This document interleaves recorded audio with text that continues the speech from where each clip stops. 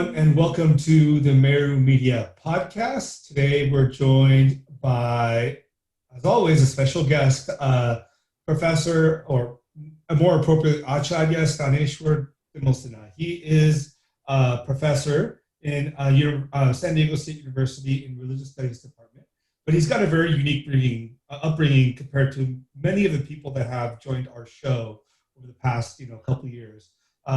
Acharya Ji, that's how he likes to be preferred because it's a more traditional name, and he earned that title, right? Yeah, That's right. He comes from he's not Indian, he's Nepalese, and he comes from a very traditional Gurukula background, ashrama background, and moving from that into sort of Western academia background was a very interesting journey. So Sthaneshwar Ji is an expert in Tantra, Advaita, and Abhinavagupta. And kind of, I would say, given the fact that his life has been dedicated entirely to the Shastras and to studying Hindu texts, or even Buddhist texts, for that matter, he is an expert almost in all these areas. And he's got a very strong background in Western academia, Western philosophy too. So Sthaneshwar Ji, Acharya, please welcome to the program. Thank you so much for joining us. Thank you, Mukunda, for having me. So, just to get a preliminary thing out of the way, Sthaneshwar Ji is also an Acharya to me. He has been teaching me Samkhya, Karika, along with Yukti Deepika in a traditional way. We had to take a little hiatus because we spent some time working on Yoga Vashishta for his class, which he just finished conducting. If you want, you can also check his class out on Facebook as part of his foundation called Vimarsha. But before we get into all of that, Acharya Ji, can you tell us a little bit about yourself and what your background is and where you came from and how you came here? Oh, this is a multiple life journey, Mukunda, because it's like we just finished Yoga Vasishta, in which these characters undergo multiple life streams in a single life. And oftentimes I find myself as one of those characters because the romantic and mesmerizing and harrowing experiences that I have been through doesn't suffice to say all I gained in one lifetime. Just to begin with, I'm born and raised in Nepal in a village called Dhading, and it's a district, Nalang, a particular village where I was born, in a Pandit family. And for as long as we can go, my ancestors had been teachers, and I have many of their handwritten manuscripts still in my collection. And so some of the manuscripts may be dating back to 400 or 500 years. And wow. When I was growing up, the old style Gurukula, at least a remnant of it, I would say, was still alive. And one of the greatest dreams of my father was to keep that Gurukula alive. And so I grew up with my siblings and also some Gurukula mates, because the way Gurukula worked in the villages is we would have like a land, and so there would be more or less like a barn house, you can say, easy built, and 10 to 15, 20 students, not like a huge crowd. And they would stay there, they would eat with us, or sometimes maybe they would cook separate. And they would work during the day afternoon. The study would begin maybe like 5 in the morning. And there's just like a couple hours, 4 hours of study and something, and then maybe 4 hours of work. And then in the evening, there's a sort of a memorizing time, and then also giving back, like the returning, like a homework time. So when you say 4 hours of work in the day, what do you mean by that? Is it like physical work? Yeah, physical work, actually working in the farm. And they grow whatever they eat, you see? and they are part of the family, part of working together. I'm also working. It's not like they are the workers. Yeah. So we collectively work, and collective. There never was more than enough to eat, So we all grow and corn and maize and whatever, and then we eat. So they will work for, yeah. If I can ask, so you say your classmates, were they from local villages, or were they local, from the same village, or? Okay. Same and nearby villages, and the type of structures were always there. Every village would have some pandits, and then it's just like whatever, 2 people, 4 people, 10 people, doesn't matter. It never was like hundreds of students type of huge, more structured gurukula in the villages. And that's basically why when I was 12, my father said, look, son, I can't give you anything much, but I let you go. So you should go. You are brilliant, and you should learn shastras. So kind of he released me basically. So I mean, I'm very interested in the Gurukula because I think it's a lot of people don't know. Like there's it's idealized many way in how people think about it. But it'd be really interesting to get a sense of like what it was for you. I mean, so what would they teach in Gurukula? Would they teach math, science, or what? It's a kind of, my own father was not like one of those great top tier pandits. Mm-hmm. So there are different types of no formal structure Gurukula, because when a guru says he's certified to do so, his word is the certificate, like a degree. So in ours, we would get anybody from age 8 or above, and maybe 15, 16, 18. And then depending on how intensely they want to study, either they would have to go to specialized teachers, and like in our fathers, they would learn basic mathematics, like so that they are able to do jyotish, basic jyotish, because that was required for even naming a baby, or knowing the horoscope for marriage, and so basic ritual level jyotish. And then all the karma kandas, so every day to monthly or yearly round calendrical rituals, arranging marriage like rituals, so all types of rituals, agni sthapana, like how to, so the rituals, chanting the Vedas, and basic grammar, Panini's grammar. So these were the basic things. And then doing Puranas, those kind of things were not part of the course, but they could learn that on their own. So, I mean, was this parallel to regular school? So how did it work? We didn't have any regular schools those days, Mukunda. And then those regular English schools were replacing. So what happened, the older Gurukula structures, they were more formal type Gurukulas. Mm-hmm. And then they were, the government with this new education policy was rooting all those traditional formal schools out. And the traditional structures were taken control by the government for modern English education, and the villages were trying to keep it alive by this type of structure. So in my grandfather's generation, the school structures, even the Gurukula, would be different than the way I saw. And then in my generation, there were 2 choices: either like me, go to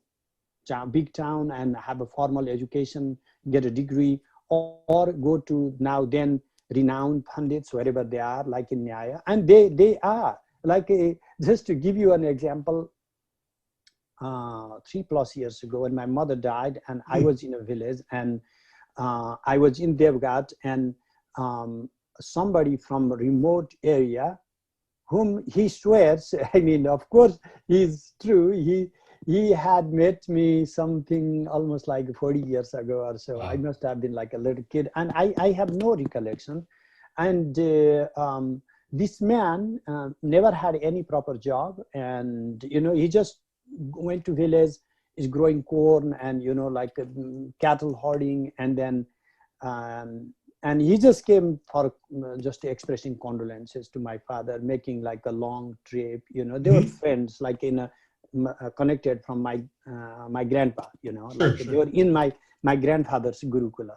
Yeah. And so I got a little glimpse of the other side. This Pandit was more knowledgeable than, my own father. And then when when we were introduced, he asked me what I've studied on Nyaya, and then I'm like, it's like, what am I gonna? I'm sorry, my arrogance, like this village pandit, what am I gonna tell him? Oh my gosh!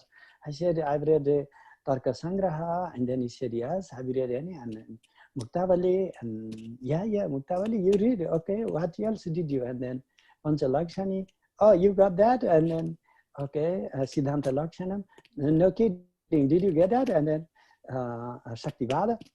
Now he looks a little serious, and I say Vitpativada.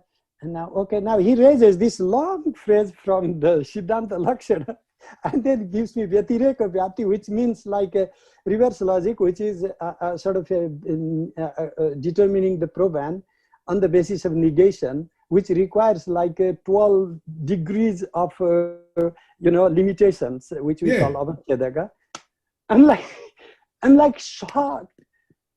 I'm really shocked because this man is just a village man. He would be in the modern world if he was trained in Western logic in that same depth. He would be one of the best, maybe analytical philosophers in the modern West. And all he has done in his life is cowherding, and not that I'm regretting, because he was so happy, because for him, these studies never meant to get some occupation, some degree, some ego, or to write books and have a name. These are all modern Western productions. For him, study was for the sake of study, and if anybody came to study with him, he would teach. Traditionally, Pandits were either rich enough to have their own farm, so they would not require any endowment, and when they were not, and then the nearby, families. Like even here, I mean, I'm not running any Gurukula, but if I get 5-7 friends coming around, my support group, let us say, support team here would take care of it. I have that confidence that I'm simply trying to maybe, preserve some of the fabrics of this lost strand. And it is awesome beyond the construction of the ego, the money, the name, and I just like, I was just amazed. I just wanted to share. How old were you at that time?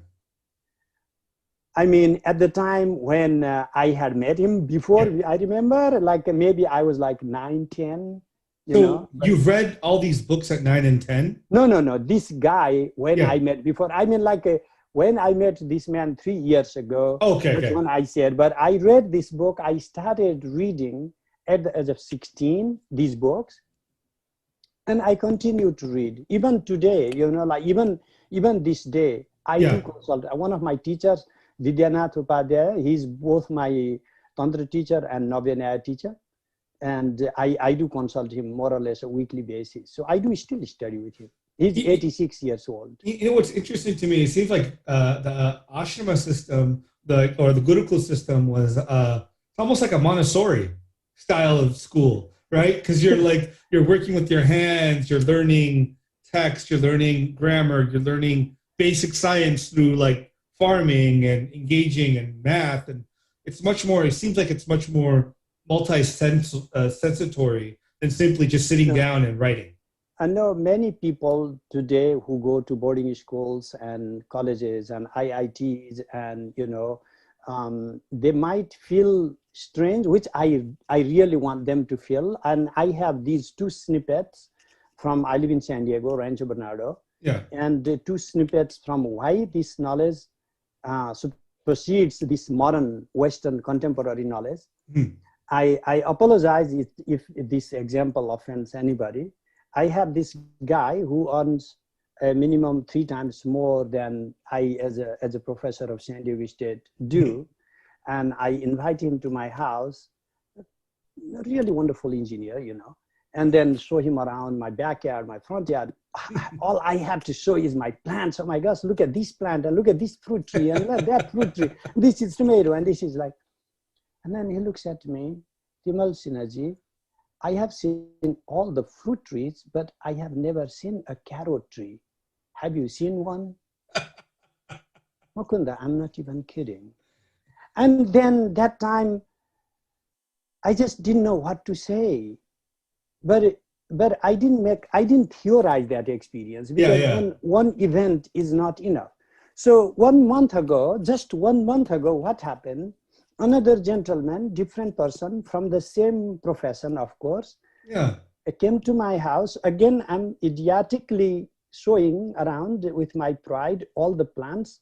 He got totally excited with a vine. He asked me, "What is this vine?" I said, "It's a pumpkin vine." So, "Do pumpkins grow here?" And I said, "Look, in Nepal, we even cut the top of the vine and cook them, like stir fry them." Yeah. Of course, you have to take off the external skin, Yeah. and then cook them. And then when the pumpkin grows, and then we also eat the pumpkin. And the next question he asked, "Then do you dig out the pumpkins?" Like potatoes or sweet potatoes, no, we do not dig out the pumpkins. Pumpkins actually grow out. So I really think that in this over mechanization of education, many people, which may feel strange, but I'm now thinking that it is not just one exception. Of there are many people who have been totally separated from the nature. They are growing up in these boarding schools inside, and even the city, right? In big cities where there is no farming happening, and they only are exposed to the food, or fruits, all they want. And many people don't even see vegetables in the form they grow, because they only see the cooked ones, Yeah, I mean, I think the only reason I have, to be honest, have any sense of vegetables and fruits and stuff, it's because when we're young, my mom had a garden in the back, right? So to that extent, right, I'm not like knowledgeable. I don't know how to farm properly. I don't know how to milk a cow. I've done it once. It was weird to me, but it is something. Like I will have to say, this has been longer with us than these modern cities have, right? The ability to farm, to engage with the land, to have a relationship with the land more so than ownership. Ownership was part of it, but it was a relationship, right?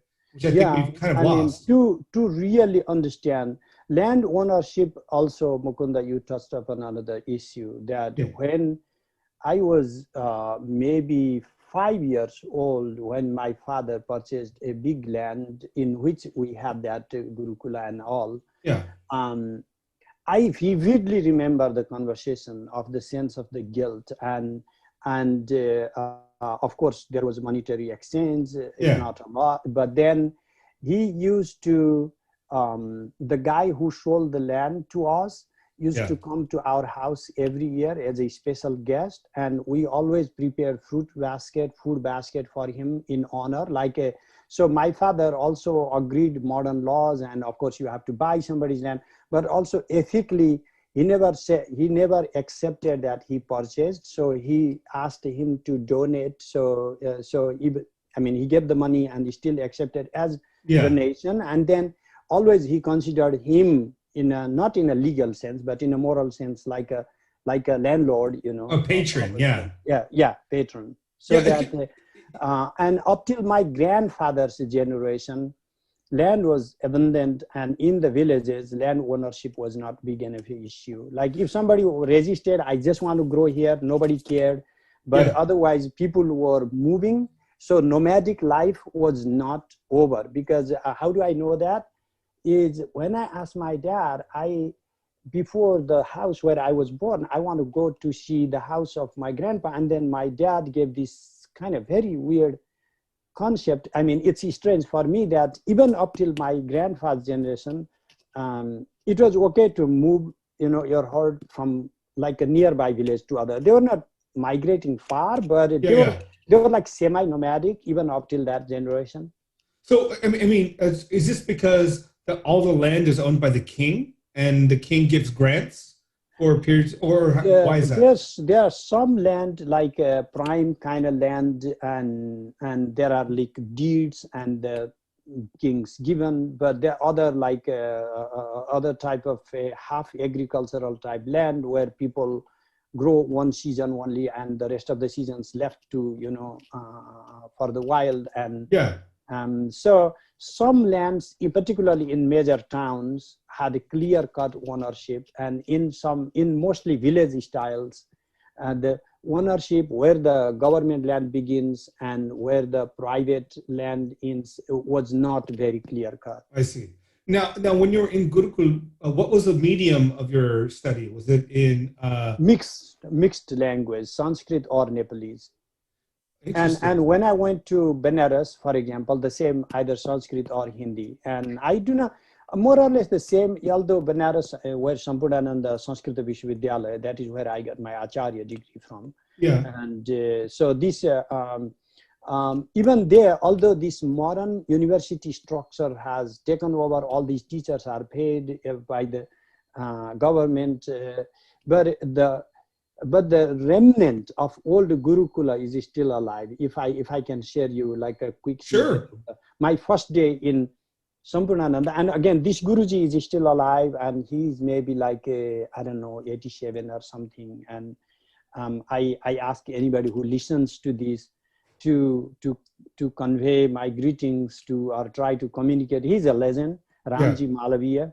His son Nandan Malaviya is still online, available on Facebook, and we grew up like brothers. So so although he's a professor, okay, and he was also pro-chancellor for the university, but because he grew up in Gurukula, and as soon as he met me, and when he got the chance to feel me, he let me become a part of a family. So I ate most of the time in his house. Mm-hmm. So the first day, we were really acquainted in his classroom. He's teaching in university.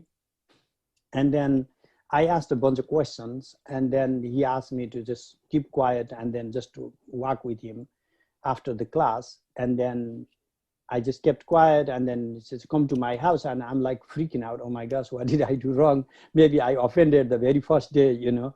Yeah. And then his house, professor's quarter was not far. It was right next. And then when we went, and then he sat in this mat, you know, the rope bed.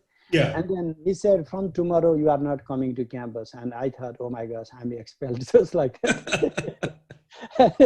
And he said, instead, you just come here and eat with me, and then I'll teach you here instead.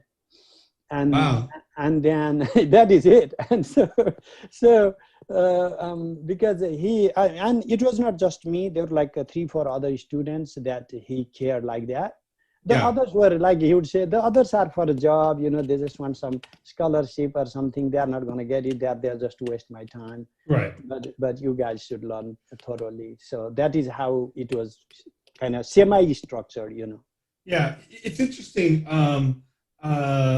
because I had a similar experience, not with the Acharya. So when I was studying Sanskrit in Delhi in 2000, so I was studying under this professor by the name of Prem Singh, who was a professor of linguistics there. And I think he studied at Harvard under, I don't know, Engels or someone like that, someone big at that time. Mm-hmm. And the same thing happened to me. So I was in class, in Sanskrit class with him, in class generally. He invited me over to his house one day, and I had dinner with him and his family. And then he said, from now on, just come here, and I'll teach you one-on-one. No, that's how it goes. Yeah, I didn't know if it was because I was so bad, and he was like, I need to get more attention, or if it was like he thought it was something to spend more time on. So we did that for about a year. So that was very. It was a very beautiful experience because I would go in the morning. So when I lived there, I would go in the mornings for music class in Connaught Place, and then spend an hour and a half music, and then go straight to Sanskrit for 2-3 hours, and then do the rest of my university classes afterwards. Wow. So, I mean, with Pandit Brajwala Dwivedi, he was already retired when I went to Benares in 85. And still, when I went and introduced myself to him, he said, come over, and, every evening for 4+ years, more or less 5 or 6 days a week, I studied with him, So, wow. And there's no payment, tuition. I mean, those concepts didn't even occur to our mind. So like you were in Gurukul at your father's place until 12. Yeah. Then where did you go after that? I went to Kathmandu, And then there is a Sanskrit, more or less a modern Gurukula. Like it's not a Gurukula per se, because it offers all the modern degrees, but it teaches all the disciplines of Sanskrit. No, but So was that is it, a how far Sanskrit. was your village from Kathmandu? Those days, Mukunda, I had to walk for about 6 hours. And then only after that, I could see the bus or running the road. You know, it was so, I mean, like a really scary experience. I had not seen like asphalt road or like a bus running on the road, you know. So, and I took a bus and it took me 5 hours from that place, Maleku, to Kathmandu. So you lived But in Kathmandu by yourself from age 12? yes, yes. Oh, wow. Yeah. So then I mean, my father had given me a couple of names, who were somehow connected from great grandfather or something like Yeah. teachers, you know. And then all I had to do was to find some people who could help me manage a place to stay. And there was a Sanskrit hostel, which is called like a Sanskrit Chhatravas, Yeah. and a modern day Gurukula, you know. And so that is where I stayed for like about 9 years. And then, I mean, I kept going to India, like Delhi and Rishikesh and all those. But then for about like 8 or 9 years, I was getting degree from high school to undergraduate or Shastri from Kathmandu. And then for Acharya, I went to Benares. Okay. So, Yeah. and then you were in Benares for how long? 4+ years. Okay. So is Acharya equivalent to a PhD, or what's that really? It's like master's. Okay. It's like master's degree equivalent, yes. But then you had to go and get your PhD somewhere. So where did you go then? I was thinking of getting a degree, PhD, started from Sambhunananda, but I just decided to not do it. And I just felt like I wanted to go get a degree. I didn't go immediately because I had to start my own department in Kathmandu. I opened a department for Tantric studies. Interesting. That department is still running, like in 1991.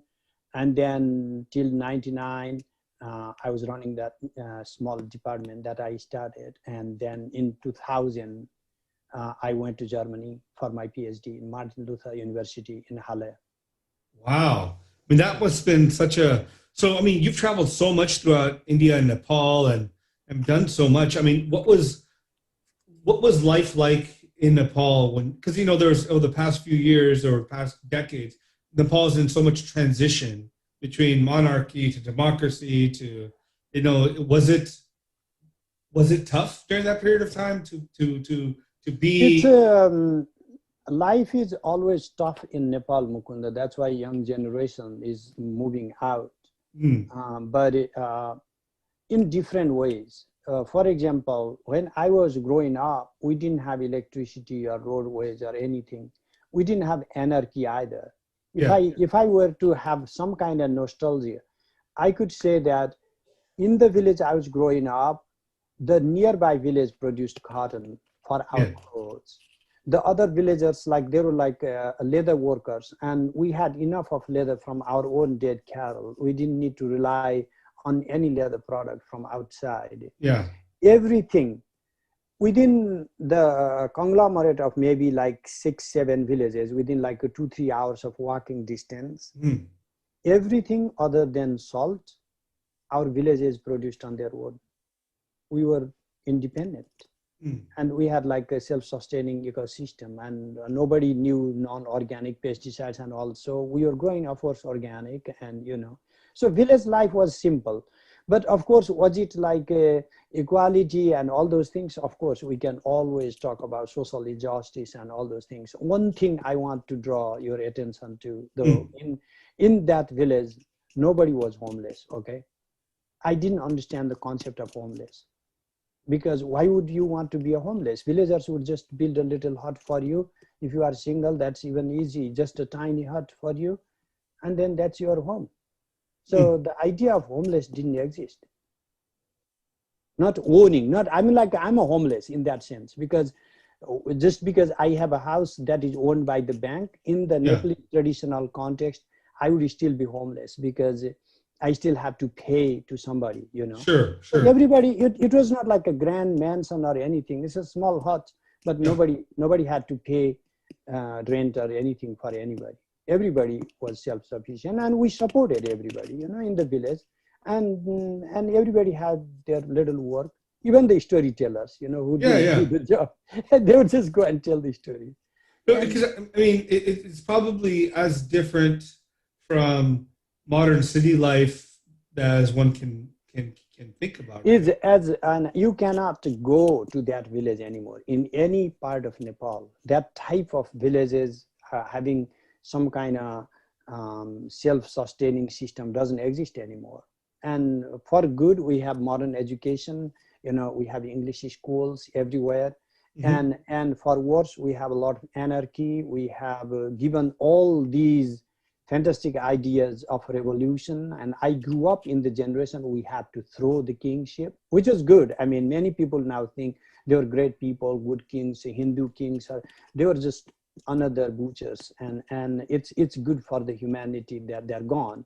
But we didn't replace them with something better, Yeah. We just got something worse.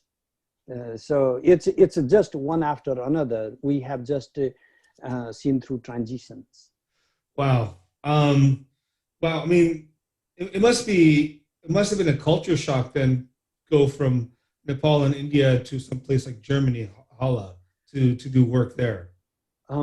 Of course, because if my dream was just to go to the West, which most of the youngsters in Nepal, India dream these days, I could have gone to Leipzig instead of Banaras in Yeah. 1985 because there was Professor Bernard Kolbe. I was able to read the manuscripts and ancient scripts just by family training. Yeah.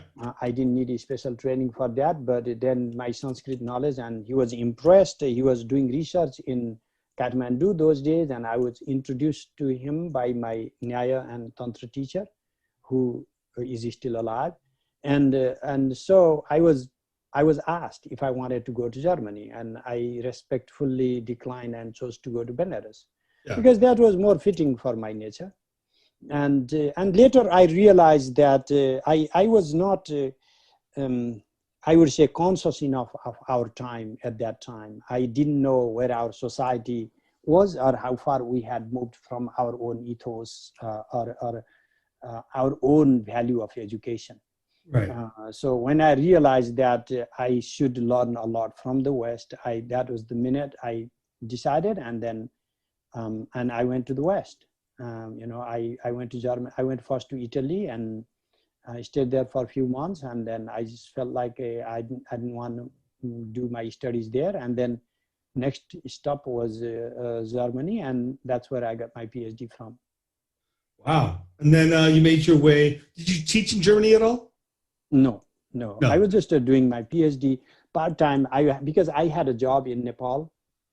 Okay. I was on leave, and so whenever I had a scholarship, I go to Germany and then go back to Nepal. And then that time, first was like immediately after a year, I was offered a part-time job at UC Santa Barbara to teach Sanskrit.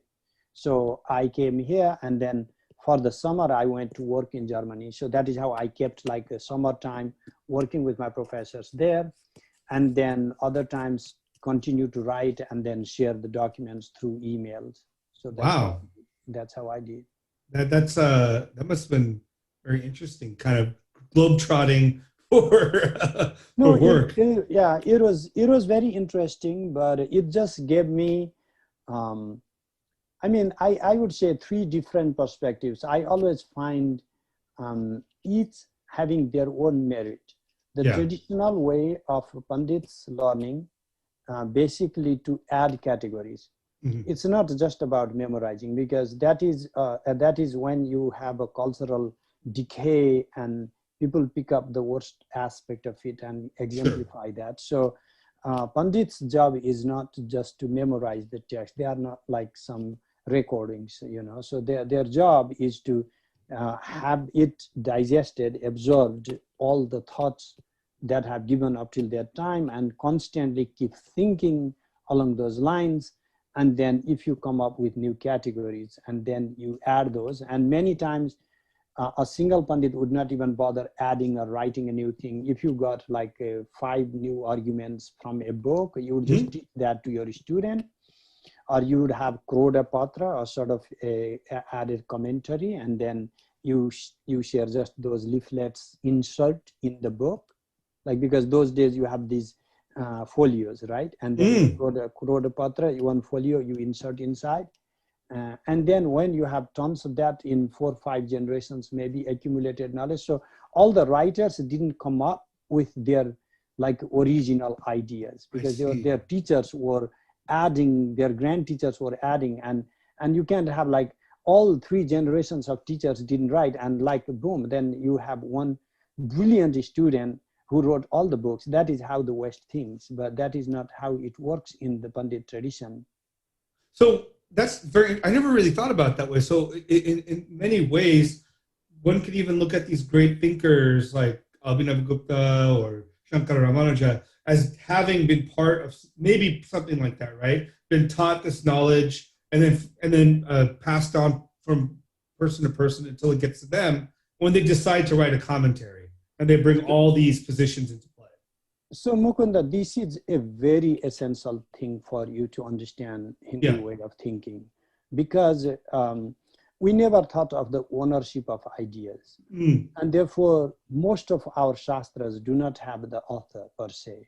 Or we will call Vyasa, for example. I mean, for heavens, Vyasa wrote 18 Puranas, 18 Upapuranas, and Mahabharata, and everything, you know, so, and Brahma Sutra, and everything. So we know that historically there have been many persons. So, and then the same Shankaracharya, later, you know, everything is like Bhagavad Pada, Shankaracharya. So who wrote this? The way today we write with all the references, and if someone copies me and doesn't give me credit, then, you know, I make a big deal out of it. This is also about my individuality, modern Western understanding of who I am in isolation of the collective. So most of the ways Acharya's thinking work is in osmosis and also through gurus. And we are not just like you have to forgive me if I make a total separation from the modern day gurus to the old gurus, because old gurus were actually thinking beyond what was given. Modern days, you know, you just pick up one guy who is just willing to be your doll, and then you just, you know, make him your guru. And, and you know, so this is not what gurus ever meant. Gurus were thinkers, you know.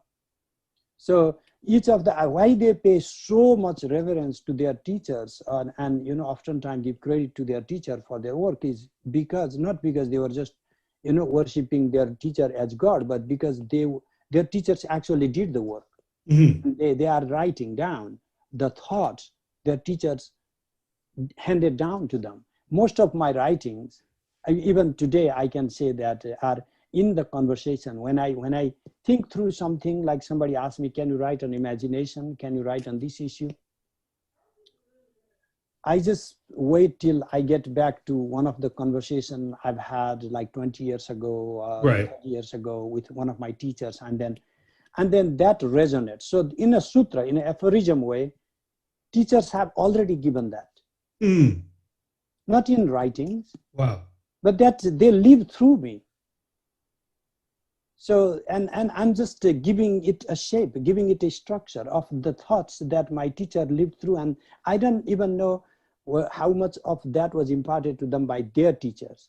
So, I mean, what it seems like is the ideas and the thoughts are more important than necessarily who came up with it in a particular time. But there is some sort of reverence to the general group of people you would call teachers and gurus that you give reference to for those thoughts. Yes, and also we need to make this important because, for example, Abhinavagupta gives credit to 20 different teachers in his writings. And it is possible that, I mean, for most of the teachers, including his own father, his first grammar teacher, they were thinkers too. And so for most of the teachers, we do not find anything written by them.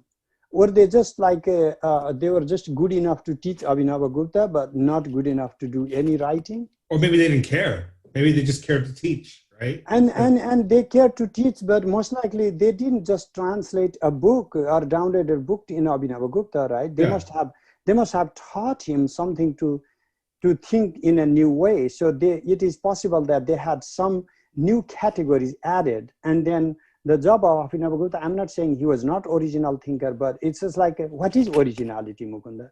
Yeah. I mean, we are constantly learning from each other. There is no ingeniously, like there is no eureka. There is no unprecedented, non-existent creation ex nihilo. In Indian thinking, there is no creation ex nihilo. That's right. Yeah, it's all from, like we study in many ways in Samkhya, right? It's all cause and effect. Yes, exactly. Parinama bhada, a sort of transformation from one structure to the next. Yeah. So it's not a creation ex nihilo. I mean, even in our own creativity, we have creativity. What is a creativity? In assemblance, most likely, and then given a new structure. And then is new structure just a sort of a putting together of the same thing? But there is originality. Like you cannot say that, the bridge, San Francisco Bridge, is just a putting together of the pieces of iron, Right. It's in one sense it is, but there is some originality there. Right. So creativity comes in the process of assembly. But that doesn't mean that they had to find some non-existent raw materials to start from. No, I think you're absolutely right here. I mean, this is always. You actually wrote a book on creativity. Did you not? I am working on it. Yeah. I have a bunch of projects. I have not published that book. There are a bunch of things that inspire me, because something we say is like in the modern times, why there's so much of creativity in the West and not as much in the eastern part of the world, and we have all these different social theories, and I'm just rethinking what even creativity means. Just so you are able to have some bunch of patent rights, and then you are just creative, original, and you are living, some of these great ideas. Then you lack originality, or you have no creativity, So it's just like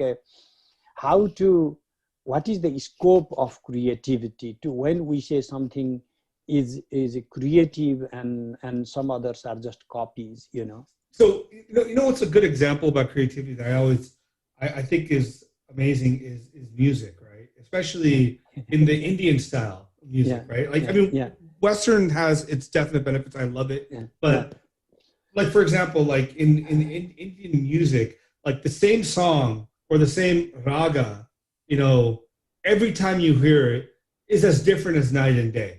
Right. Every time you hear it, is different as night and day.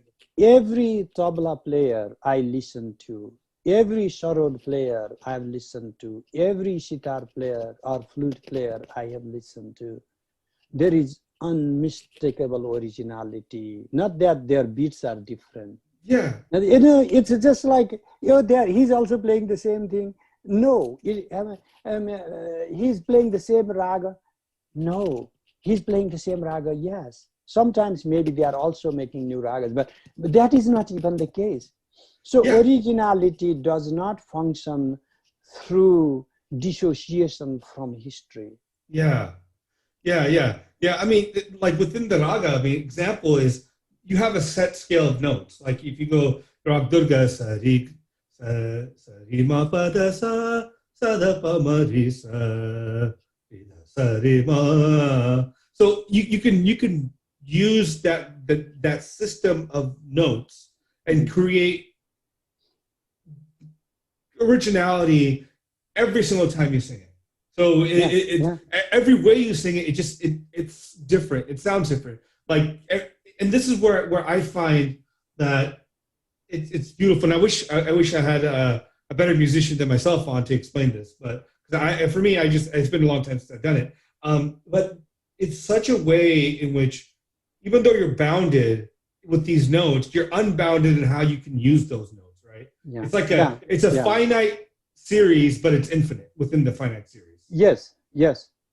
So it's like if you say you have only 4 of these acids, and for building your DNA structures. And is there any into the variations of no, so this is the same thing. We may be following the same beats at the same way the ragas, so it's like also with the shastras, like I know Nyaya, and we kind of make it as if like every Nyaya thinker from Badshayana to Raghunatha Shiromani, or even some later thinkers like Hariram Shastri, for example, my guru's guru, like they are the same, they are reading the same book and thinking the same old, already thought. No, they are not doing that.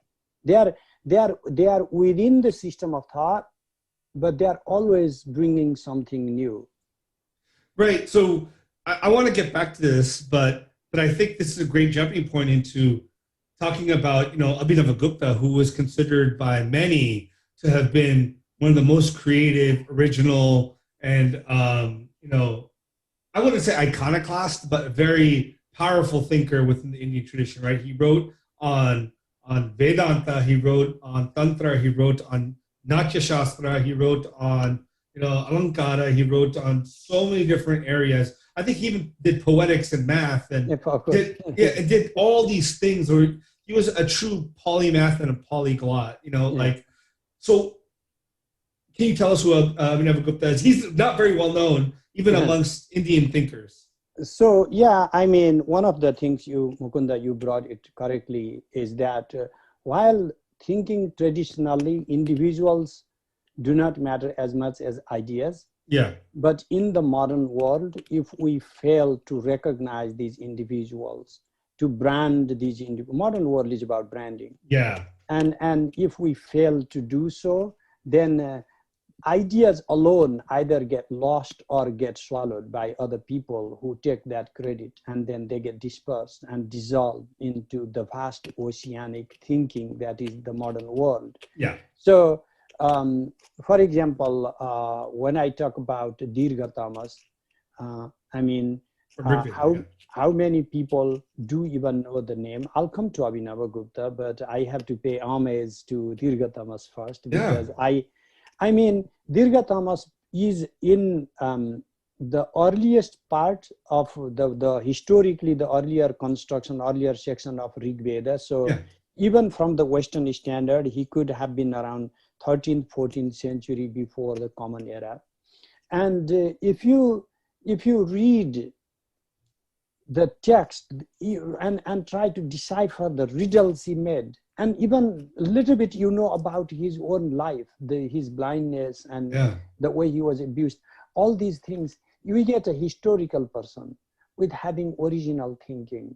And we are like, we are kind of, I don't know, you have a term, always this complaining about how the West is not doing justice for us, So this is like Dirgha Tamas. I would love to read a book on philosophy of Dirgha Tamas, for example, and immediately like, okay, well, the West didn't, why should anybody else do that for you? So when you go to philosophy classes, Mukunda, you have attended philosophy classes. So go to first 100 level, you will go to history of philosophy, 100 level class. And then it begins from Greece. Of course it should, because you have this history. But if you start from Thales, for example, Anaximander or all, some 7th century thinkers, why can't we start from 12th century BCE, 14th century BCE, by simply translating those texts not in the Indological way, because that only preserves the originality but fails to have a communication with the modern world, but have those translated in the modern philosophical terminology, not like violating the text, but making them speak for our generation, and engage them with some of the Western philosophers so that they come to dialogue, they come back to life. So that is why I'm talking now, going back to Abhinavagupta. So for Abhinavagupta, we have it easy. Honestly, like I worked for a long time on Shankaraja Advaita. I do continue to work and study on Shankaraja Advaita, but honestly, we can do theology and we can do, to some extent, philosophy too from Abhinavagupta. But the extent to which we can make Abhinava's philosophy applicable to modern world. We cannot do that by bringing anybody from classical India. Abhinavagupta was full of life. He didn't deny the world. He didn't deny our everyday. He didn't deny the joy we could have in this body, in this world, this world. And he didn't deny the change. That's where I find this, maybe he's the first philosophy of dynamism that we rarely get. Everything is stalled, static, Brahman does not change, nothing changes. And then, boom, in the West also, you don't have that many philosophers of dynamism. No. Like you can, they're like very few thinkers. Well, I mean, yeah, later on you get someone like Whitehead, who's more dynamic. Right. But I mean, but in the medieval period, I don't think, to be honest, like, or even the near ancient period, dynamism was seen as a problem, right? It was seen as change was evil. Change is the problem, right? Because even if you look at Neoplatonism, it's all about going back to the one who never changes, who's always fixed. The emanations all are changing. Everything changes, so they're all false and problematic. But it's I think that's fascinating position of Abhinava's that the dynamism of reality is yes, I find this very essential, because if you read the history of Western philosophy, one of the ways, like particularly what inspires me, is to read from Heraclitus and Parmenides. And you can see this dialogue between Heraclitus and Parmenides of static and flux, dynamic, and then the one, and then you can find that in Henri Bergson, a French philosopher, Matter and Memory, and similar in Gilles Deleuze. You can find that type of thinking to some extent. I mean, Guattari and Deleuze. That's why I read Guattari and Deleuze a lot. And so in the case of India, we have like this. Number one, we have thought that this type of dynamism is captured in maybe some form of Buddhism, because it said impermanent. And everything, but that impermanence is very different. It's just chopped pieces of moments, and it's not of enduring things. And I am more interested in a grammarian named Yaska. Yes. Who could be before or contemporary of Panini. And let me give you one small example of the Yaskan way of thinking. Sarvam nama akhyata jamau. Every name word is derived from the verb. So if you see what is bhava, materialization, like for example, go is, the word go means cow. So the cow is derived from the verbal root gum, to go, and bhava means when you have this substantivized, and then you have it materialized, as if like this suffix after the verbal base gum makes that word go, means the entity that just some animal, that just keeps going. I mean, like keeps moving. So it is not just a name of something as a name, but it describes some kind of intrinsic property of the being, in which the describing factor is from the verbal base, and every verbal base is referring to dynamism. So if everything in the world has one or another name, and one or another name already embodies some form of dynamism, I think Yaska was one of the first philosophers of dynamism. And then you can see that I love Bhartrihari. I've written a good amount of essays on Bhartrihari, and I find that same type of breath living in Bhartrihari. He was not just a grammarian, because he wrote on metaphysics, like the Vakyapadiya.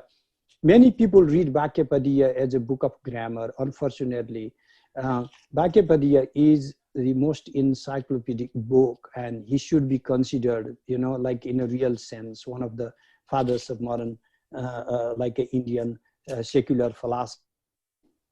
I was talking about Yaska, and then I jumped. Yeah, and to then I Bhartrihari. jumped to Bhartrihari, Yeah. 5th century. I'm just like, there is a 1,000-year gap, Mukunda, you need to know between Yaska and Bhartrihari. It is not like a 50-year gap or something, okay? So in Bhartrihari too, many people, because it's a Vakya Padiya on sentence and words, but Brahmakanda, the first book of maybe 180 around that verses, is on the metaphysics, and it's like even when the book goes like the Padakanda, and then you will find it describing on substance, on the genus, on time and number, and space, on guna, and all these categories he systematically addresses.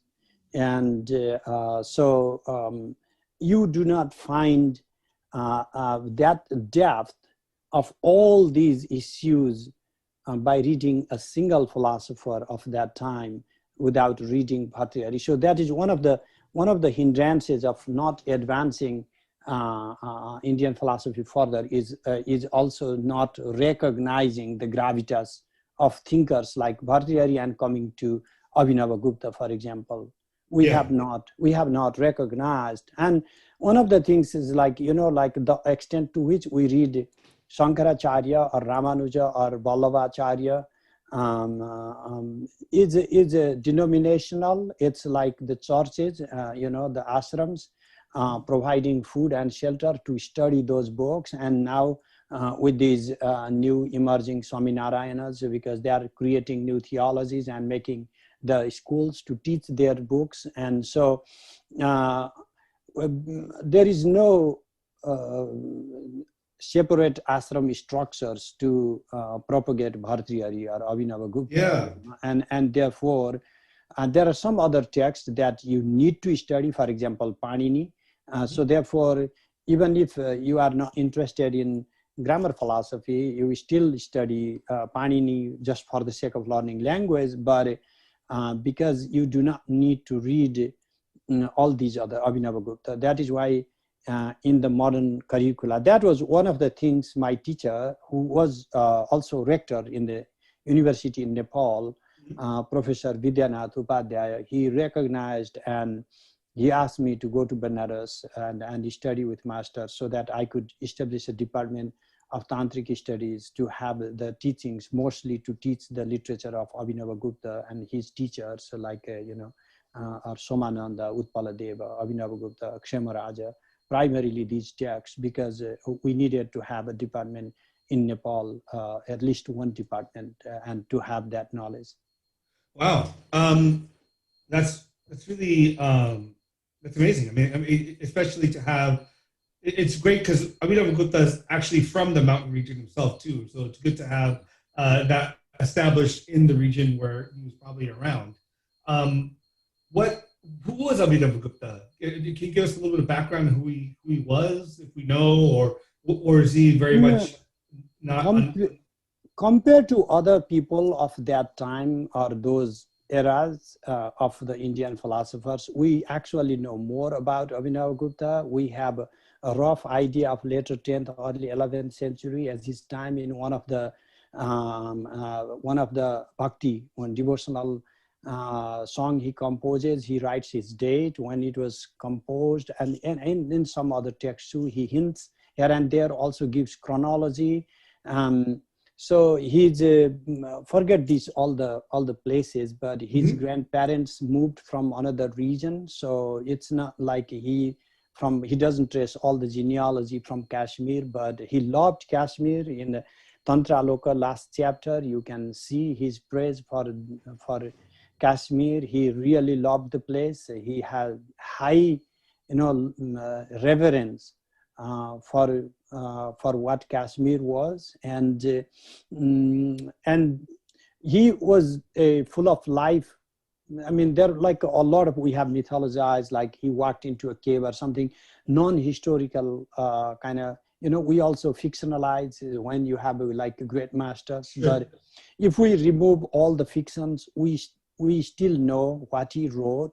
He wrote, mostly in a commentarial way, but he was very cosmopolitan, Mukunda. Like when he's rejecting some ideas, he's not behind, like after some schools just for the sake of rejecting ideas. Mostly he gives thorough credit for whether they are coming from the Buddhist school or Jain school. So he has this honesty to give credit for other ideas if they are deriving. He's not rejecting ideas for the sake of rejecting. Sure. He embraces, he does not hesitate to take ideas from other school where he finds comfortable, you know, to learn from others. And so that is itself deviating from more orthodox, you know, like traditionally bound old Pandit structures. And next thing he does is like when you are reading this Bhagavad Gita or Paratrishika, and then he sticks into it, okay, well, this is another way of, and there's in some manuscripts, I've seen this. So he does not just stick to one manuscript for one reading of the text, and if he finds variations, he actually compares, like modern Indologists who are editing a book. So he's actually editing a manuscript, and he says like which manuscript to rely. And if they're like both the possible readings, then he gives meaning from both ways. He has done that. He does that with the Gita, actually. Yeah, yeah. Because his manuscript for the Gita is different from Shankara's. Yeah. So yeah, exactly. So that is something that shows that. He's not just being honest about his school. He's being honest as a scholar, honest for the scholarship itself. And so what he did, I mean, they say he wrote like 40 plus texts, and of course we do not find a good number of them. But even those that we find today, he has substantial amount of metaphysics. You can find like a Paratrishika Vivarana, or Sri Tantra Loka, Tantra Sara, Tantra Vatadhanika, just to name a few. Sure. But also they say he wrote a commentary on Shiva Drishti. I don't think we have it now. But on epistemology, mostly writing in a commentarial way upon Utpala Deva's Ishvara Prativijna Karika. Utpala Deva himself wrote 2 different commentaries for like a short and lengthy one. And Abhinavagupta wrote 2 extensive commentaries, sub-commentaries upon those commentaries. So Vimarshini and Vivritti Vimarshini. So this is like a really magnanimous volume I have them here. And so on dramaturgy, you have this Abhinava Bharati, you know, like an extensive book, you know, and the writing the commentary on that. And if he was only interested, that is what I meant. I don't mean to disrespect Acharya like Shankaracharya or Ramanuja, but when they are reading philosophy just for a soteriological perspective, they are interested in writing commentaries or prakarana, like independent chapters that help you liberate or help you contemplate upon something, but then that is it, you know. And then what about drama? I mean, why should Abhinavagupta write about drama and at the same time write extensively on upayas, methods of liberation? So he wrote on not just drama. Then you have this Dhvanya Loka Lochana, so on the philosophy of Dhvani, sentence meaning, and then the suggested meaning, like a deeper layers of meaning, how to contextualize meaning that goes beyond the words, you know. It's like what is hinted at, not expressed directly. So on poetics basically. And then he wrote like commentaries on text like Ghatakarpa, like somehow in a simple text, but still finding something creative, a new way of looking at it. So he wrote in like a Bhagavad Gita commentary, for example. So he was not bound to just one way of thinking, although you can of course derive overall philosophy there. But even then, and without any contradiction, you know, like many thinkers have, like early Abhinava, later Abhinava, and there's a contradiction. I don't think so. So without contradicting oneself, he's constantly evolving, coming from early age, maybe more devotional writing and texts like Tantra Loka, more into metaphysics, and then And then most people would think, going to more spiritual line. No, and he goes more to epistemology, So as a mature Abhinavagupta is an epistemologist. So it's an amazing journey, and he's not duplicitous, like he's always honest about his own Saivite background, but that doesn't mean that he shows any disrespect and then he doesn't try to make other texts like a Natya Shastra into something that is not, make some theology out of it. So he honors, like Dhanyaloka, for example, he honors and preserves the text in the way they were by only adding like 100 new categories, 100 new ways of thinking into it. So he is like in Indian thinking, there's just one another guy, honestly, historically, who was more or less like him, Vachaspati Mishra. So Vachaspati Mishra also shows like great integrity and honesty towards writing different commentaries on different disciplines. And when he's writing on Nyaya, for example, he is not trying to reduce Nyaya into Vedanta. And when he's writing on Vedanta, he's not trying to make it into Sankhya. So, and when he's writing on Sankhya, he's also trying to be as honest as he can within the system of Sankhya. So that type of integrity you can see in Abhinavagupta. Wow. Wow. And you touched on a point that I think, is a very contentious point in this day and age, especially the concept of Tantra, right? What is Tantra?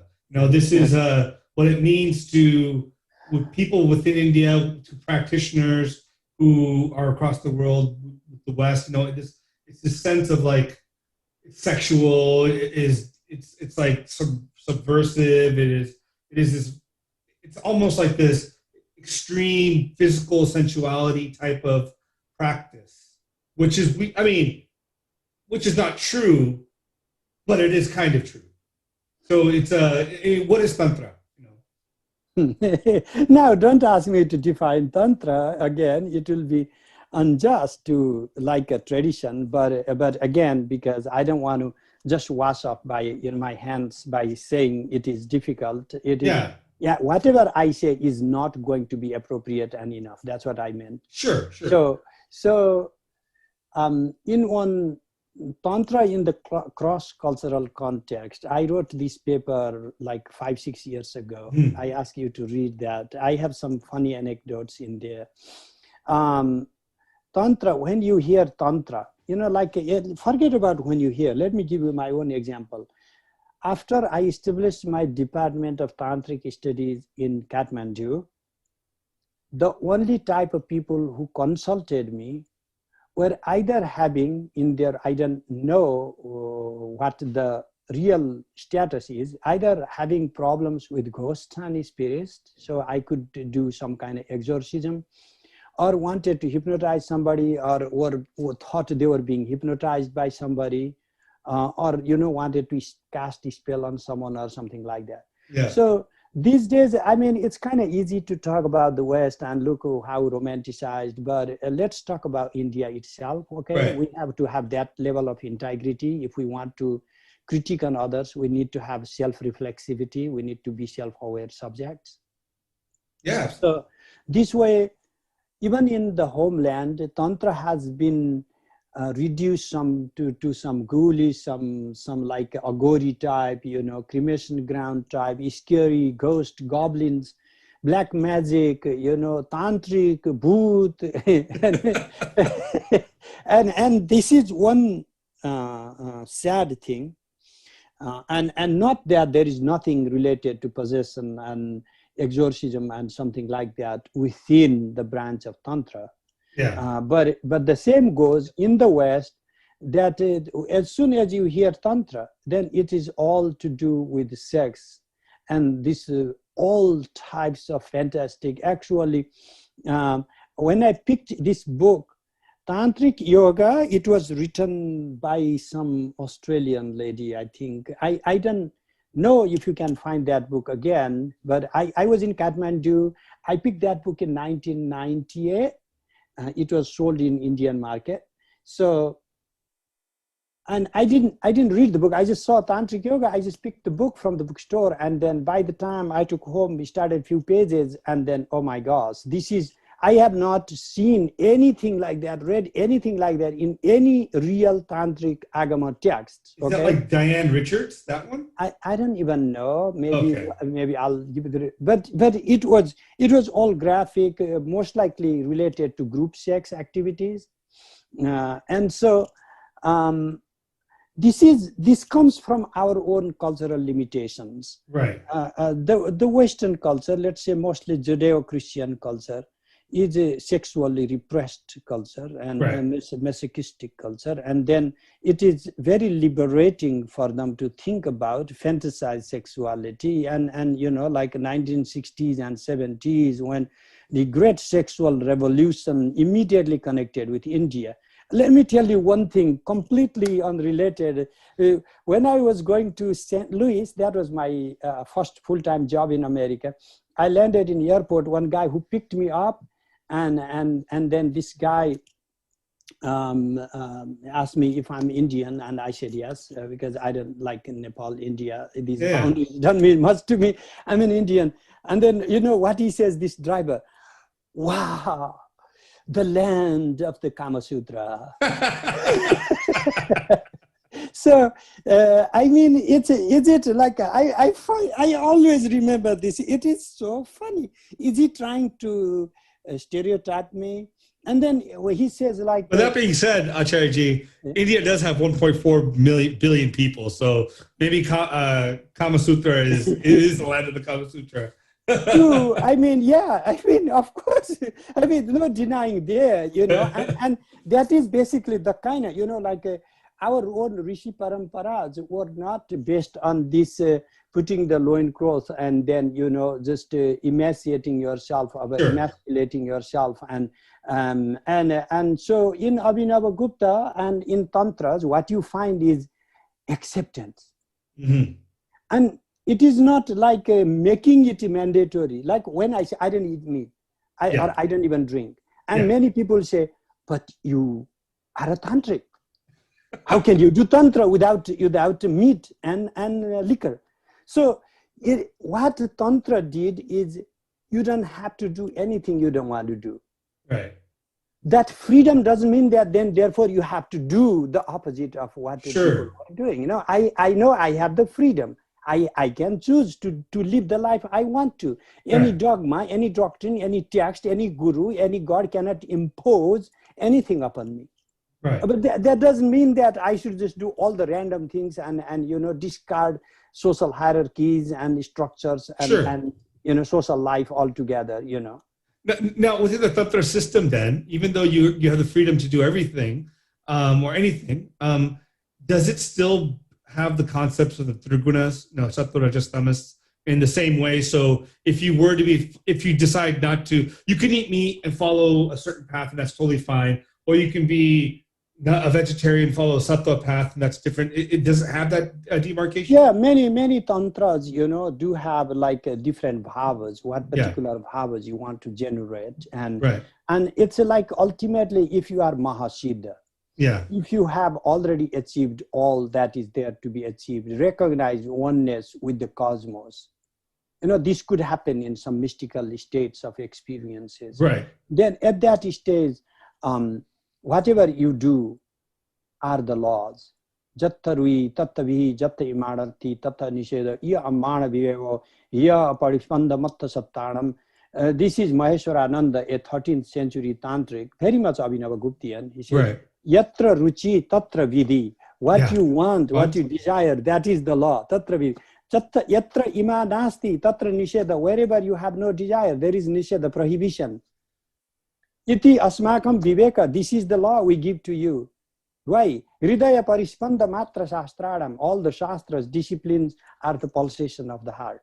Wow. So when you are at that stage of recognizing oneness with the totality, then I can do what I want. Then would I want to kill you? When I recognize my own self within you, would I want to get some of your money stolen to my pocket? Or would I want to do some unjustful things against any other person, even insect? So, the idea of this, which is rejected mostly, like these ideas are useless, not possible.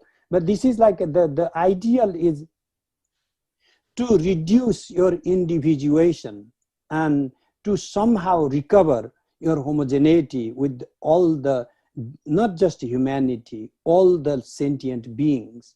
And in that sense, trace your minimalistic being essence, in which you find something common with all the living, breathing entities. And in that regard, try to recognize their uniqueness by not rejecting your own oneness identity with them. So Abhinavagupta's philosophy is not a rejection of individuality, Yeah. but it is also a sort of affirmation of that homogeneity. So we have something universal, common.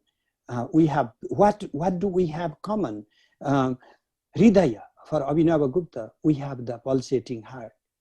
That is what we have common. Every sentient being has, aham, that he says, this I am, the sense of I am. Even insect has that I am, beautiful. The way an insect experiences I am and the way I experience I am, he says there is no categorical difference. It is the same experience. There is no qualitative difference in the experience as such of the I am. And in that sense, what I experience when I say I am, or what an insect experiences when it has the feel, it doesn't need to say in language, Yeah. but it has a feel of the sense. That is why it tries to protect itself, like a self-preservation is common even to the shells in your body. Sure. There is some I amness already there. Yeah, it somewhat reminds me of Thomas Nagel's "What It's Like to Be a Bat." His idea, right? His idea of consciousness, of how difficult it is to understand consciousness amongst different beings. But there is something there. Yeah, no, he extended actually in one of his, not very recent, but one of the recent works, Mind and the Cosmos. Yes. He explores that from the panpsychistic perspective, one of the strands of new way of thinking through panpsychism. So I like Thomas Nagel, and he has extended, continued to think in the same, that essay you cited came around like 1965. Yeah. Like that. Yeah. So, but yeah, he has continued to think more or less along the same lines. So, yes. So let me ask you then.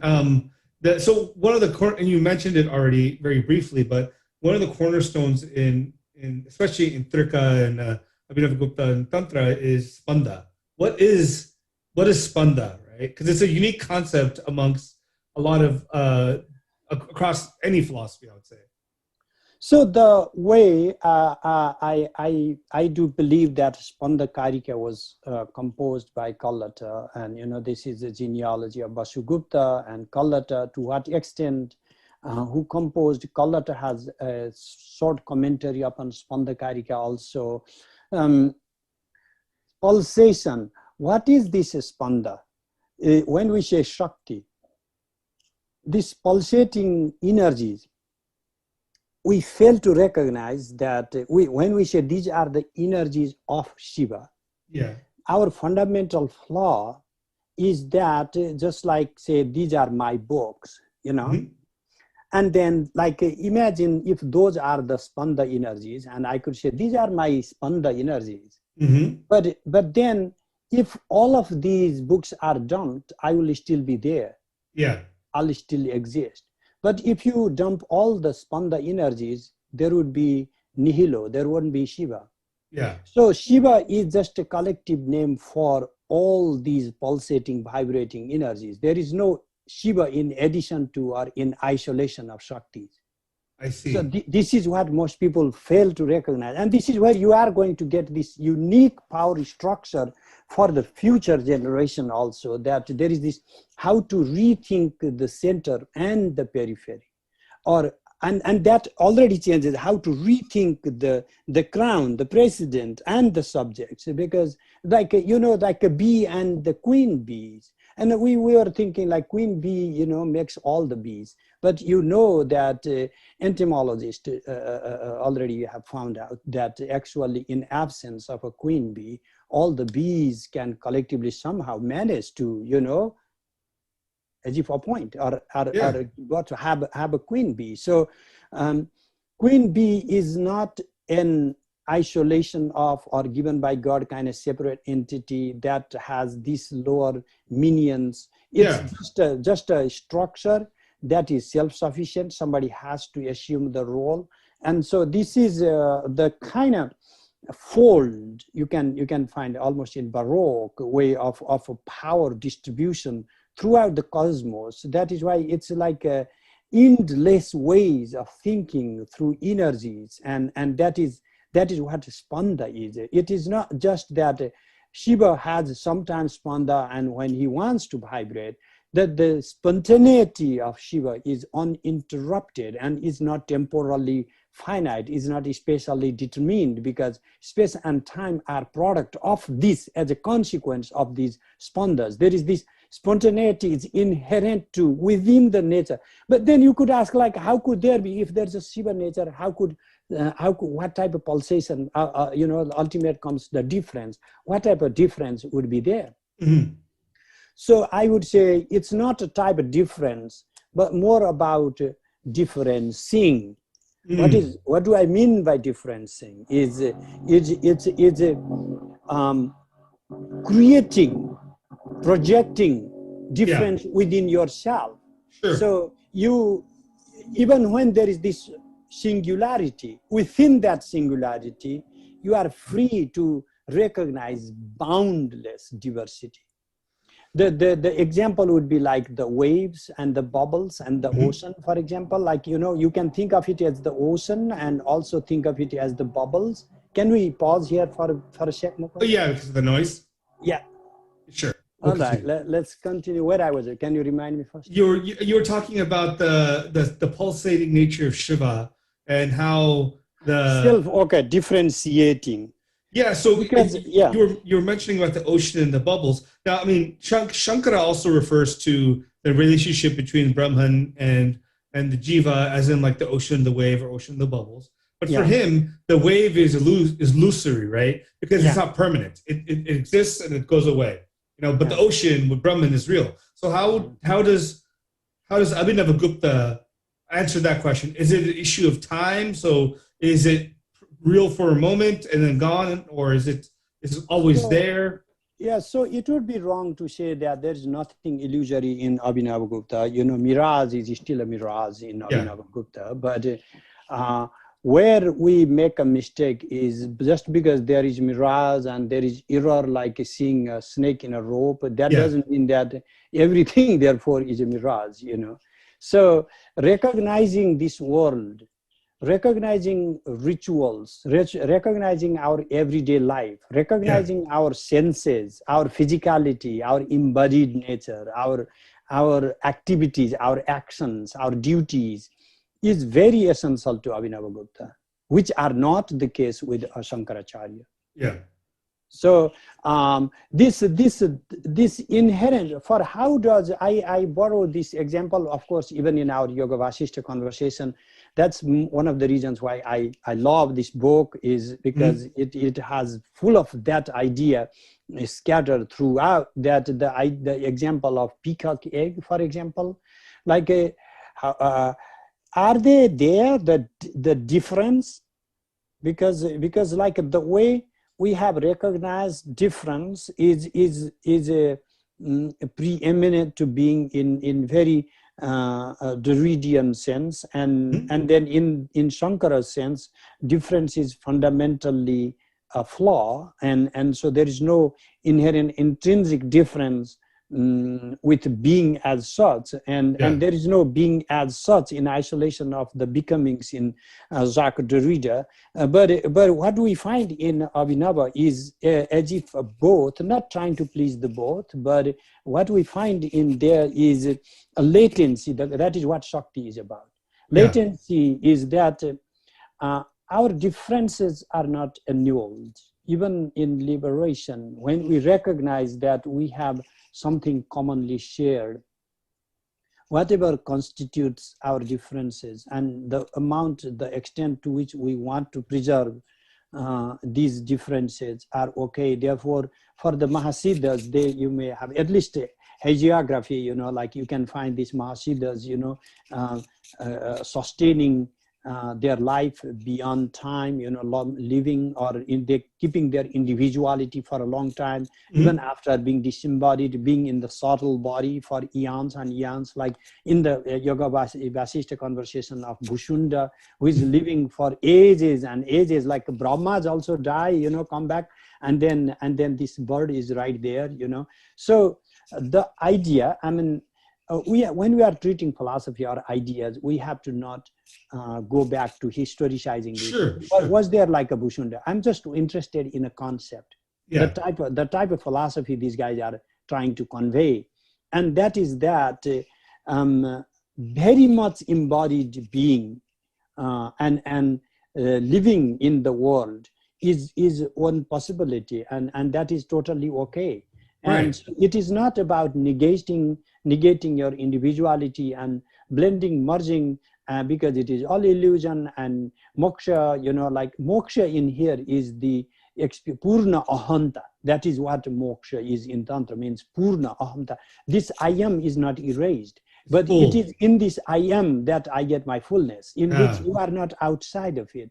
I am everything, not just all the faiths and all the languages and all the cultures and all the humans. I'm also transgender and the gay. I'm also black and white. I'm everything. Everything is part and parcel of my own being. Yeah. I mean, that's a powerful message, right? Yeah, it's a powerful way of looking at the world. You know, I mean, for me, it's so in many ways. So Lakshmi Tantra, which I love, is very similar to this philosophy of thought about the nature of both, you know, the universe, the Brahman, as we call him, it, she, whatever, and us as individual. It's a beautiful, like, vibrant, dynamic, I guess, intermixed world of reality that's so, you know, it's so positive and so not denying anything. It's not taking away anything. It's really focusing on, like, the inherent nature of all things connected. It's beautiful. And the same thing seems to be Abhinavagupta's focus on the dynamism. Even staticness appears there, but it's so dynamic. It's static in its dynamism. So you can, I mean, there's also a textual connection actually between Lakshmi Tantra and these Kashmiri texts. Like you can compare some sections of Lakshmi Tantra with the Pratyabhijna Hridayam of Kshemaraja. So there's just like these texts were not written by the same person or you know, same school, but they were learning from each other tremendously. Sure. And so there's just a great indebtedness to each other. Yeah, I mean, so with this dynamic philosophy of Abhinavagupta, why do you not think that Tantra hasn't taken seed like Advaita of Shankara has? Because there's so much more world affirming, so much more world engaging than Shankara's philosophy in many ways. It seems like the perfect philosophy to bring people together in many different ideas and levels. So there are like a couple of historical factors. Number one, it's a matter of endowment, and I know you are in business, you can understand that. And as soon as I talk of endowment, people start saying, okay, look at this Pandit talking about money. Yeah. So what Pandits we are asked is, we should just be selfless guys, never even eating food, you know, or just sleeping in the street. Yeah. So there is no endowment for this type of thing. What I mean is, historically, when Kashmir collapsed, you know, right, maybe 100 years after Abhinavagupta's time, so there was no kingship to actually sponsor the way of thinking that you could determine purely philosophical type agama type tantra. Sure. And then these ideas took time, and then mostly the India after that is, we are thinking in a very different way. The political I don't want to go into political issues, but you know Yeah. very well of the turmoil after Islam came to India, and then some of the institutions that were strong did survive. Some of the institutions that some of the other thoughts that didn't have their own institutional support could not survive. And even think of the Buddhism, for example, could not survive in India after that, because there's no real Buddhist writing that continues after like a 12th century in India.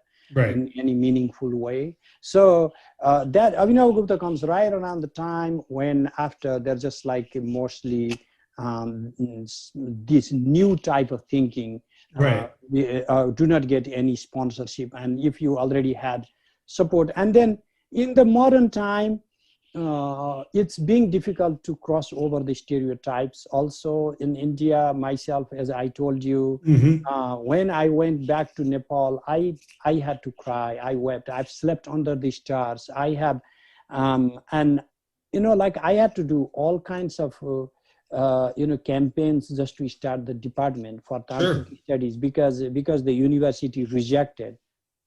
And one thing I remember, actually, I jokingly told this rector then, he unfortunately passed like a few months back, but this guy who was a rector when I was trying to get the department started, and when even he could not stop from happening, and in his reluctance, he told me, do not come asking me for a lab with liquor and prostitutes on it.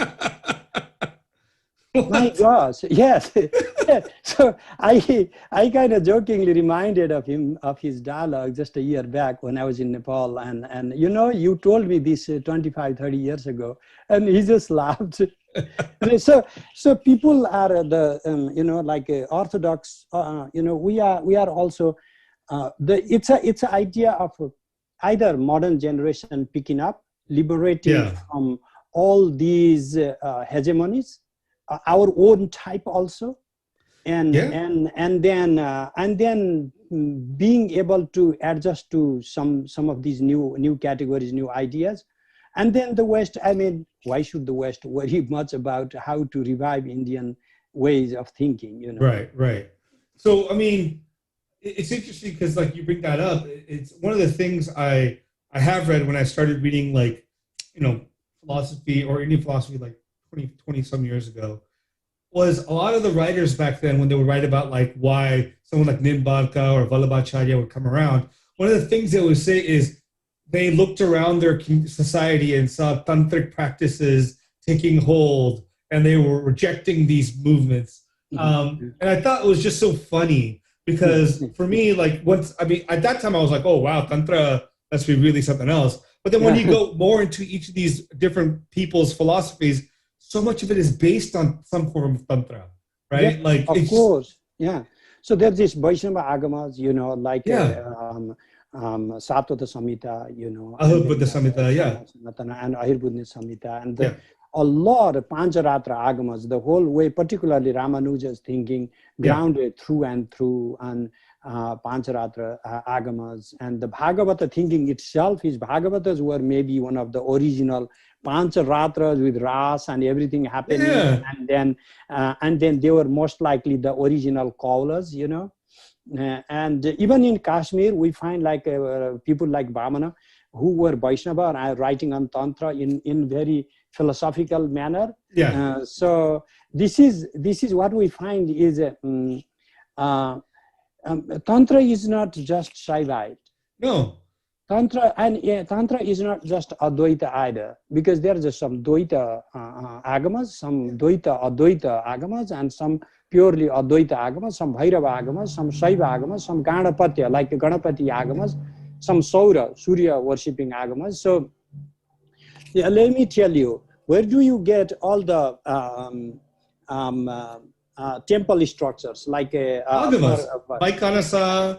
In the Maya Mata, all the agamas about the iconography, all the description of how to make the statues and everything. Where do you get that? In the agamas. And then the ritual from daily worship to all the calendrical ritual for all the Hindu temples, every single Hindu temple. Okay, I'm not talking about. There is no Vedic temple for Hinduism at all in a real sense.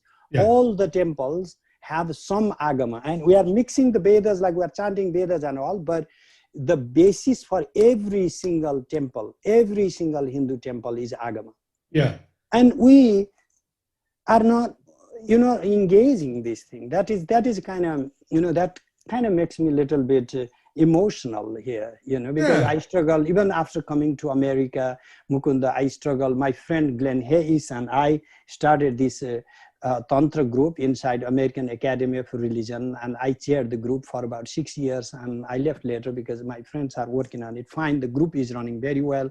So we also do Society of Tantric Studies and to refine scholarship. I have edited 3 times, I and Glenn guest edited a journal, Religion for Tantra Issues. And at least what we are trying to do, not about like, give a mantra so this guy can get some magical power, not like that, but actually try to make sense of it. Try to understand in the modern philosophical, psychological, cognitive science, and maybe even sociological context, what does it mean to have those ideas, not just locating them in history. So that is one of the things that I find profound and meaningful in the West, that the Western world, when they are reading their own texts from their own traditions, they are not trying to locate them and freeze them in the ancient past. When you read Michel Foucault, for example, History of Sexuality, I mean, he read through and through Aristotle. You can find the imprints of Aristotle everywhere, but he's not just simply, you can find the same even in Heidegger, in his own analysis of being is not just initiated by him. You can find that tracing back to Heidegger. He himself does in Introduction to Metaphysics, like he does give credit of how he started doing this analysis. And then, but that is not, he's not doing something parallel to Indology. He's addressing and in the modern light, in the modern context. And something like that is not happening in our front.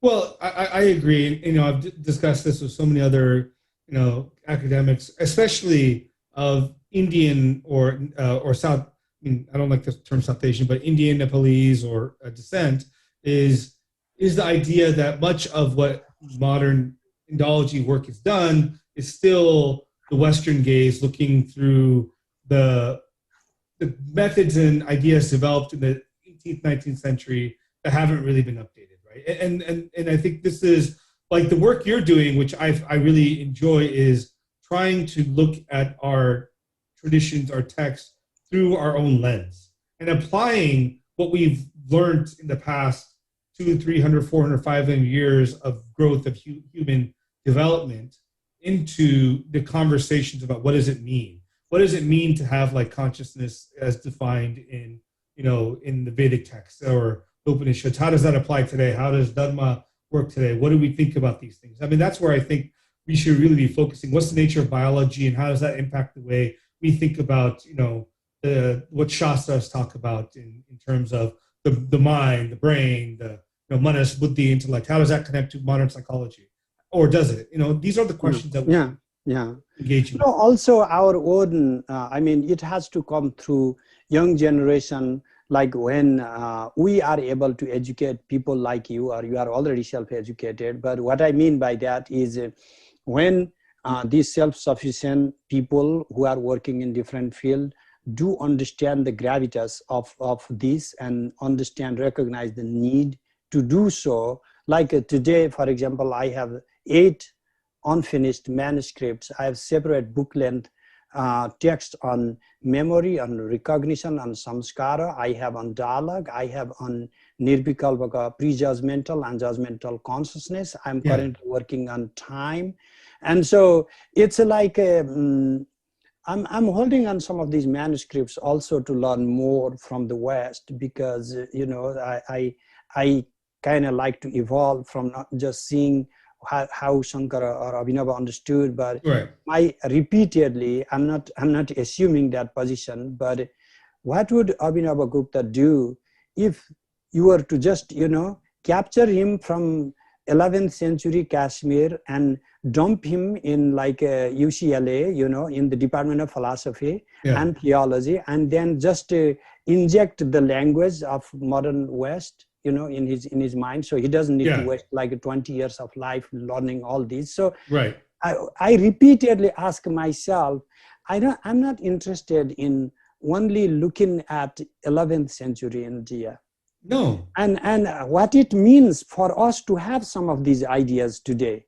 And how can we make meaning? And that is also a process of self-discovery, because for broadly, the Hindu awakening, Hindu Renaissance today is, I'm sorry I don't want to go length, but it's just a very misguided sense of a projected history and identity and a fake identity. And it is rediscovering what the Indologists gave. And then so we should even finding that type of Aryan civilization which we are already questioning, So it's like that type of pristine, pure Aryan language, pure Aryan land. That is an unproven theory. So finding this land is purely Hindu land kind of ideas, and then so this is where our main defect lies today, Mukunda. That we should think for the future. Our thinking has to be future oriented. I'm not saying we shouldn't learn from the past, but whatever we learn from the past has to be for the future. Right. And then so if we conserve our history, fantastic, but that history should not swallow our future, 100%, Acharya. I mean, one of the things a couple of things that really frustrate me is some of the ways I feel like the modern quote unquote Hindu Renaissance that we talk about is really identity assertion. It's just saying, I am Hindu.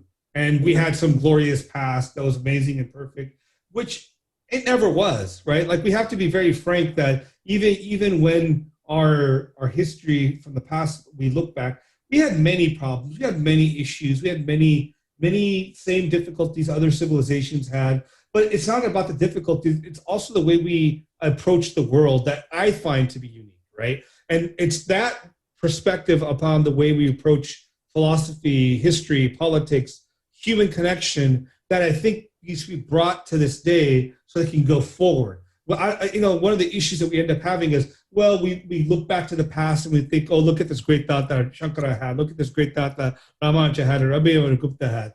Why aren't we taking those ideas and, just like you said, dropping them smack dab in the middle of our world today and see how they contend with the world we live in, right? Instead of looking back to them as if they're gods and their words are immutable and non-changing, So if commentarial writing more or less ended in 14th century, we are lacking another 600 years of commentarial writing. And one of the ways would be, what would Shankara do or Ramanuja do if he was like, he knew all the disciplines of his time.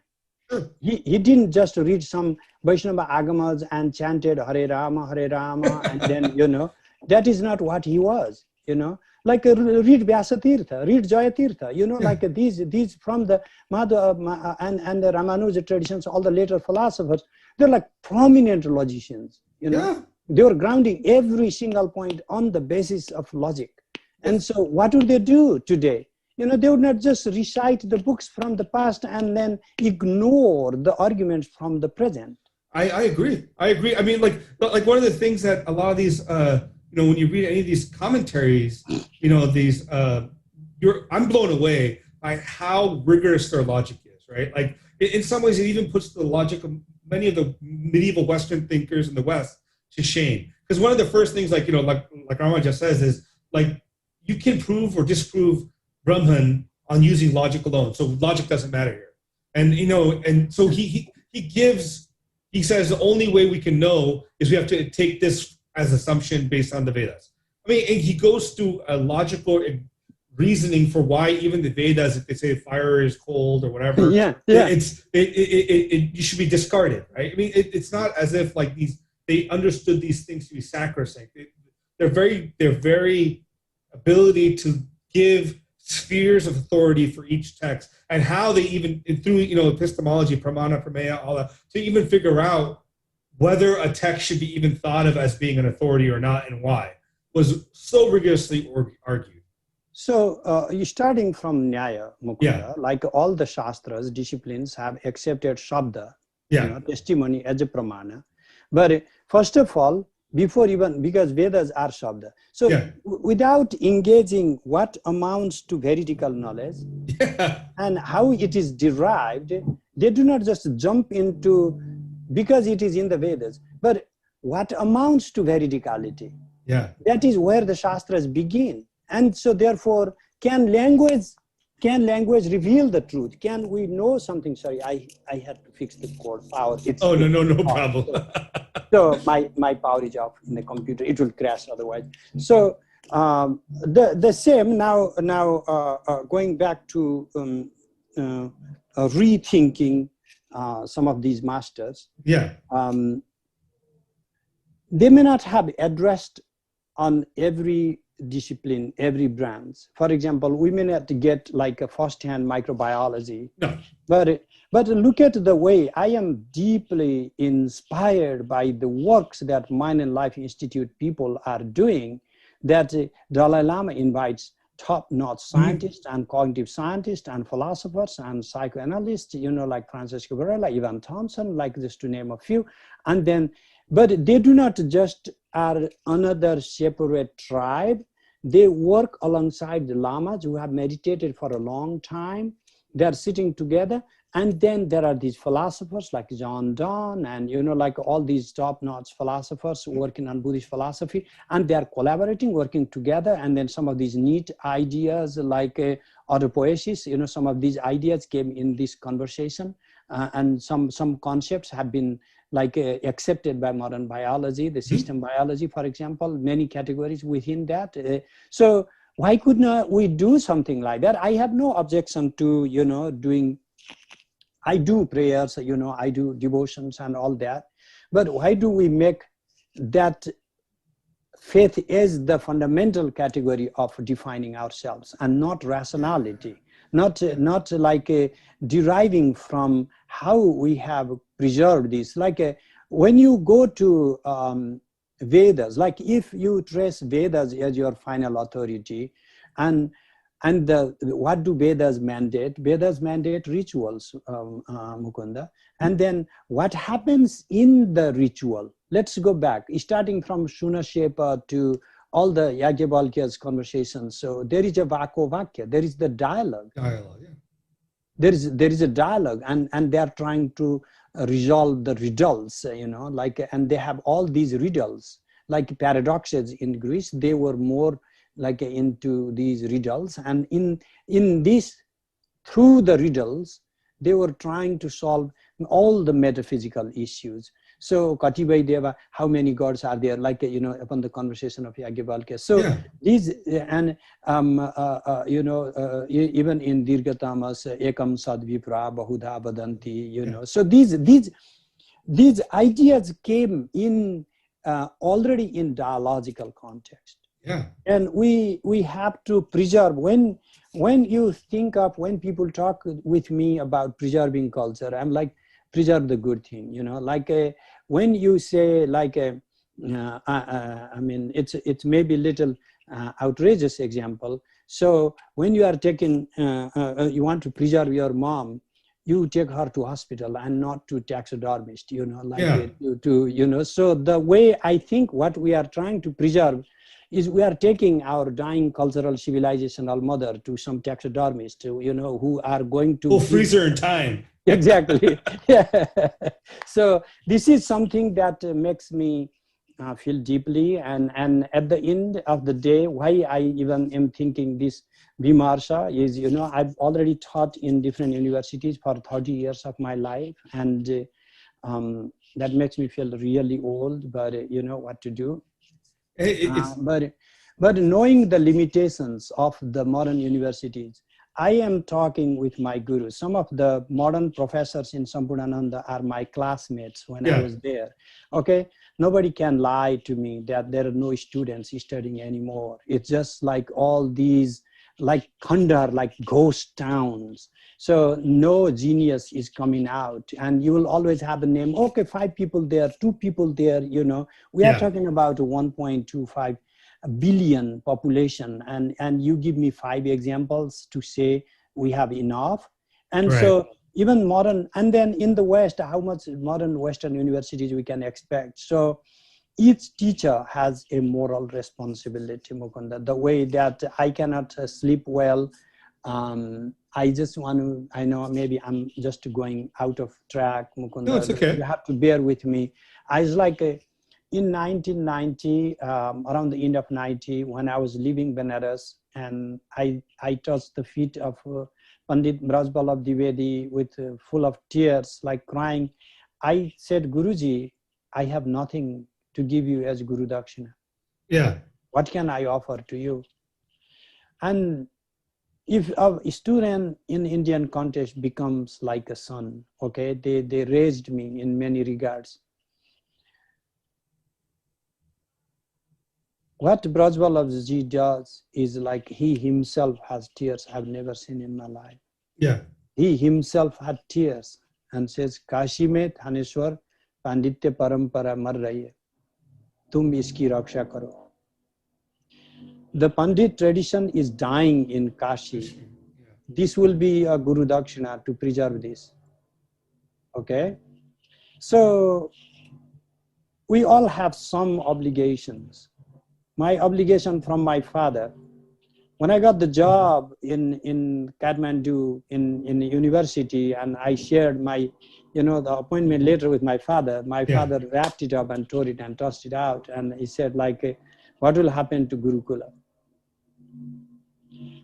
He was not happy. He was offended that I was not going to continue something. And he saw that end times are coming because nobody wants to conserve these ideas that they thought of great value. And he was not worried about who does the ritual. He was not worried about who will be the priest. These are again, we are reducing the entire civilizational thinking into shaking the bells and blowing the tongues, So who will do the thinking? That is what was hurting him, even in a village, that was what was hurting him, that will continue this line of thought. Yeah.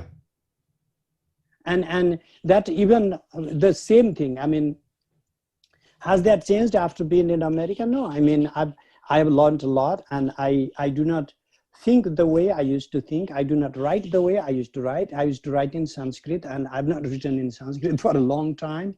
But at the same time, the core of my being is still the same, and I still run, like I go back to teach, like in summers, and not just to go to teach. I study with my teachers even today. I mean, very few of them are left because most of my teachers have already crossed over. But even now, I am deeply connected to my teachers, and some of I'm just running a workshop for training for a new research in Kathmandu. I'm going to do that through Zoom next week. And so it's like, and I did that a week ago and a week ago too. It's like I am giving the best I can as a teacher, and that is all I can do. And are you doing the best you can? Not as a teacher, but whatever your discipline. I'm not asking you, Mukunda. You have shared a lot and time. You have given so much of time where you could have made a lot of money. I mean, bluntly put. But that is the question for the people who say we have to preserve or conserve or all. Like when people, because it's not about lip service. It's not about saying because it feels good. Yeah.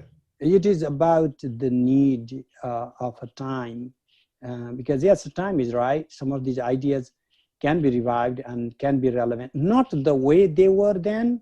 Yeah, you have to change. It's not about the ghost, it's not digging out the corpse and putting life back.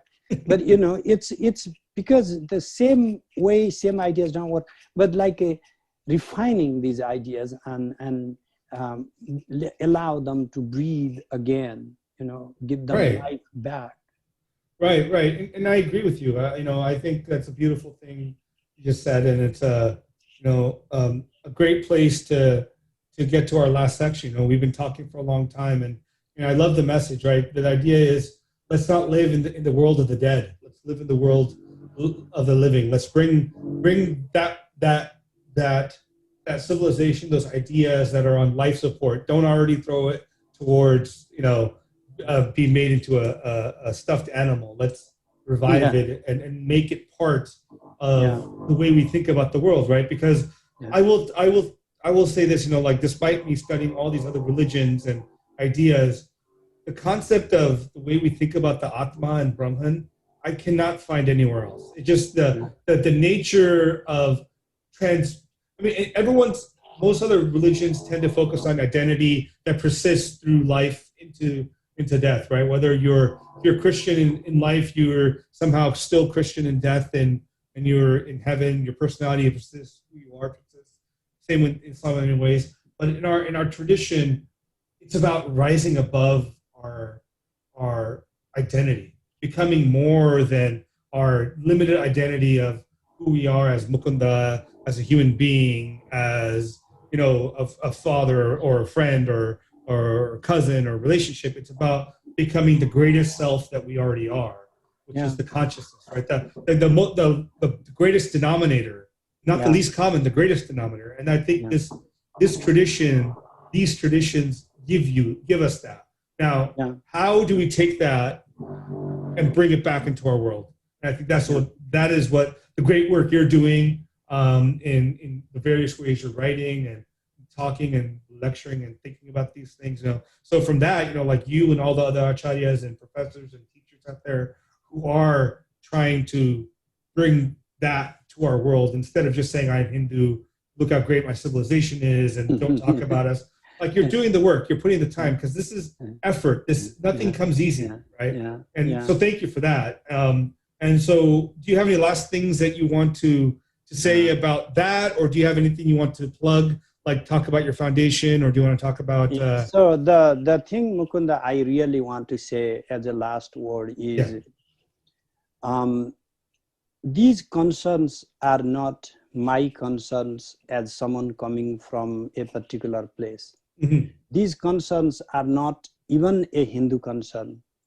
These concerns are a civilizational concern for the sake of humanity. Mm. We have come at the crossroad where some ideas have been experimented and all the juices it can produce have been squeezed out. Mm-hmm. And we have to be willing to explore different ways of thinking, and there are so many other philosophers whose ways have not been explored. It is for the sake of humanity. Yes, I bring some expertise, we all bring different expertise, and then I might sometimes may appear exaggerating, and then the society should toss those ideas if they are tested and proven to be just, I'm trying to bring a particular thing to sell in the market, because the world is a marketplace of ideas. But the marketplace should be played on the basis of equality, equal opportunity. And there is no opportunity for us to introduce with our ideas. And this Bimarsa Mukunda would not be a Bimarsa without, personally speaking, Mukunda Raghavan's help. Like we are just like, you start first class and falling apart, and then you just like tapped in and then ran. But I didn't even have a chance to say, like the conversation we are having after the whole conversation, like what burns me inside, what keeps me awake during the night, is because it's number one, these things are valuable for the sake of humanity. Mm-hmm. And these things have the whole generational pundits. Like we say Abhinavagupta. Now, where do you go to study Abhinavagupta? You go to Navjivan Rastogi. And then who else? I mean, tell me another Pandit from India who you can say decisively, he's a great scholar. I mean, are you kidding? My Guruji Braj Vallabh is long dead. Ramji cannot teach. And Shankar Chaitanya Bharati is gone. So we don't have those masters anymore. What is the new generation? And then you have to rely on all the writings of Torella or Ratier or David Lawrence and Nemec and which is great, by the way. I'm not saying therefore because they come from different cultural background, therefore you should read. You should actually read them, and how honestly they have been writing, and how sincerely, for whatever the side they have been sincere. You should read. Yeah. But then the idea is just being nostalgic about the past and talking about we are not given credit or equal opportunity, and then these ideas need some space to survive. Yeah. And all these ideas today have to compete in the same marketplace, where I was talking with you maybe another day that you go find one metro city in the globe, anywhere in the world, find one town where there is nobody who knows Kant or Heidegger. You aren't going to find it. Yeah. Find a town where there is no Abhinavagupta. Every single town, okay? Right. So, and who is going to change that?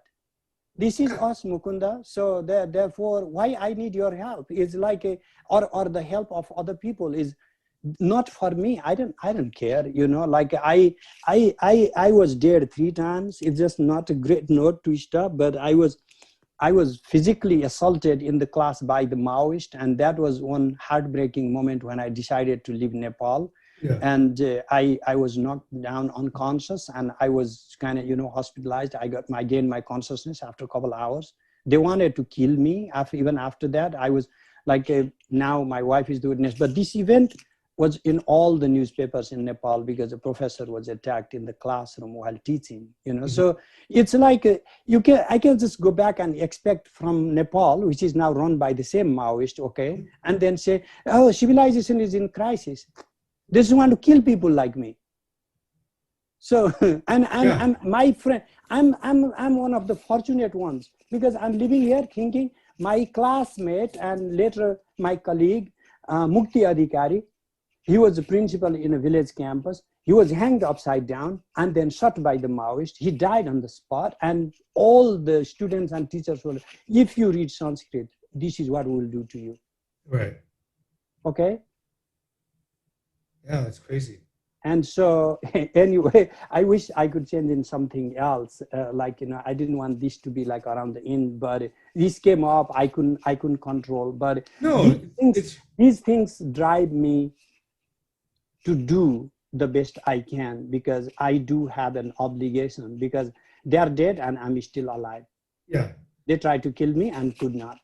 Yeah. And it's not just an issue of romantic idea of let's promote these ideas, because if these ideas, why would people want to kill people for having these universalistic ideas?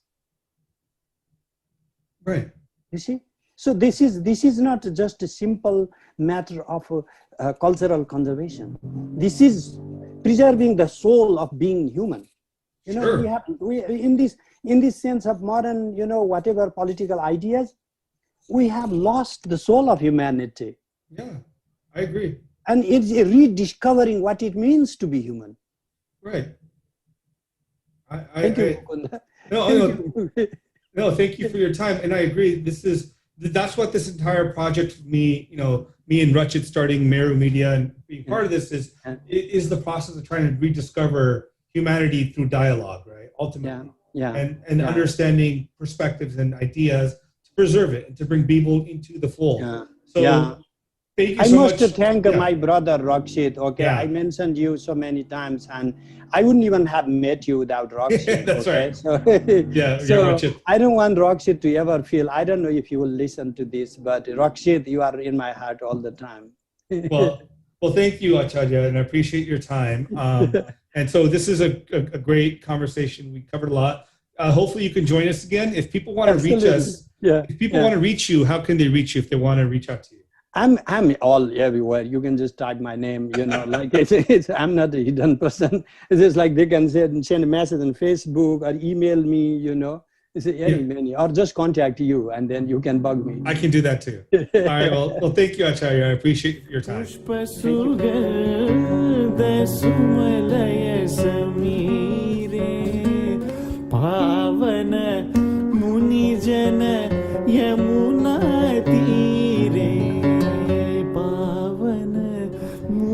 जन यमुना तीरे गायती वनमाली